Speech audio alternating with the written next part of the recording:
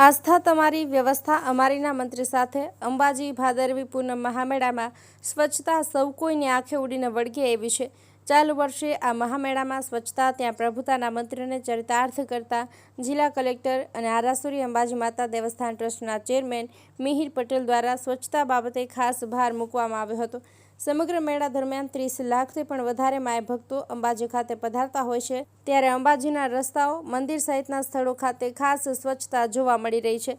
જિલ્લા વિકાસ અધિકારી અને સ્વચ્છતાના નોડલ ઓફિસર શ્રી એમ.જે. દવેએ જણાવ્યું કે મહામેળામાં સ્વચ્છતા પાયાની અને મહત્વની બાબત છે। ચાલુ વર્ષે સ્વચ્છતા પર ભાર મૂકવામાં આવ્યો છે। આ માટે અંબાજી મંદિર, ગબ્બર અને આજુબાજુના વિસ્તારમાં યોગ્ય સફાઈ થાય અને મોનિટરિંગ માટે 5 ઝોનમાં કામગીરી થઈ રહી છે। 1500 જેટલા સફાઈ કર્મીઓ સ્વચ્છતા ઝુંબેશમાં કામગીરી કરી રહ્યા છે। અંબાજી મેળામાં ભક્તો પદયાત્રા કરીને આવતા હોય છે। રસ્તાઓ પર સફાઈ માટે કુલ 80 જેટલા ટ્રેક્ટર માણસો સાથે કચરાની ઉઠાંતરી કરી રહ્યા છે। મોનિટરિંગ માટે અધિકારીઓ ફરજ બજાવી રહ્યા છે। તેમણે પદયાત્રીઓને વિનંતી કરતા જણાવ્યું કે કચરો કચરાપેટીમાં નાખવામાં આવે તથા પ્લાસ્ટિકનો ઉપયોગ ન કરવામાં આવે તે જરૂરી છે। સેવા કેમ્પ ખાતે એકત્રિત થયેલો કચરો પણ ટ્રેક્ટર મારફત નિકાલ કરવામાં આવી રહ્યો છે। અમદાવાદના રાણીપથી જય અંબે સંઘ લઈને પગપાળા આવેલા કિરીટભાઈ પટેલે જણાવ્યું કે તેઓ 80 માય ભક્તો સાથે પગપાળા સંઘ લઈને અંબાજી ખાતે પહોંચ્યા છે। માં અંબેના અતૂટ શ્રદ્ધા સાથે તેમને રસ્તામાં કોઈ પણ પ્રકારની તકલીફ પડી નથી। રસ્તાઓ અને મંદિર ખાતે ખૂબ સારી સ્વચ્છતા અને સગવડનો અમને લાભ મળ્યો છે। સરકારશ્રી અને તંત્ર તરફથી ખૂબ સારી સુવિધાઓ ઊભી કરાઈ છે। ઉલ્લેખનીય છે કે બનાસકાંઠા જિલ્લા વિકાસ અધિકારી એમ.જે. દવેના નેતૃત્વ હેઠળ કુલ 1500 જેટલા સફાઈ કર્મીઓ રાઉન્ડ ધ ક્લોક સ્વચ્છતા અભિયાનમાં જોડાયા છે।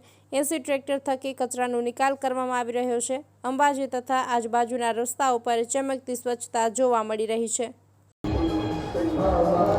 સૌને જય અંબે। ભાદરવા પૂનમ મહામેળામાં આ 7 દિવસોમાં લાખો માય ભક્તો અંબાજી ખાતે દર્શનાર્થે આવતા હોય છે। સ્વાભાવિક રીતે જ્યારે આટલી મોટી સંખ્યામાં ભાવિક ભક્તો આવતા હોય ત્યારે સફાઈ પણ ખૂબ પાયાની અને મહત્ત્વની વસ્તુ બની રહે છે અને સફાઈની બાબત તે પૂરતી ગંભીરતા રાખી રાજ્ય સરકાર, યાત્રાધામ વિકાસ બોર્ડ અને જિલ્લા વહીવટીતંત્રએ પૂરતી તકેદારી રાખી છે। એની થોડી વાત કરું તો અંબાજી અને ગબ્બર જે વિસ્તાર છે એનું યોગ્ય રીતે મોનિટરિંગ થઈ શકે, યોગ્ય રીતે સફાઈ થઈ શકે એ માટે એને 5 જુદા જુદા ઝોનમાં વિતરિત કરવામાં આવેલ છે અને લગભગ 1400થી વધારે, લગભગ 1450 જેટલા સફાઈ કર્મીઓ આ માટે કામ ઉપર લાગેલા છે। સાથે જ આ મેળાની વિશેષતા એ છે કે માઈ ભક્તો પદયાત્રા કરીને આવતા હોય છે, ત્યારે પદયાત્રાથી આવતા માઈ ભક્તો માટે પણ સ્વચ્છતા જળવાઈ રહે એ માટે જે અંબાજીને જોડતા રૂટ છે ત્યાં સફાઈ પૂર્ણ રીતે થાય એ માટે જુદા જુદા ટ્રેક્ટર્સ અને ટીમ મારફતે સફાઈનું આયોજન કરેલું છે। લગભગ 50 જેટલા ટ્રેક્ટર્સ એજન્સી મારફતે અને બીજા ગ્રામ પંચાયતના પણ 30 જેટલા ટ્રેક્ટર એના માણસો સાથે કામ કરી રહ્યા છે। એના સુપરવિઝન માટે ક્લાસ 2 લેવલના અધિકારીઓ પણ ફરજ બજાવી રહ્યા છે અને સંપૂર્ણ રૂટ સ્વચ્છ રહે એ માટેના સતત પ્રયત્નો ચાલુ છે।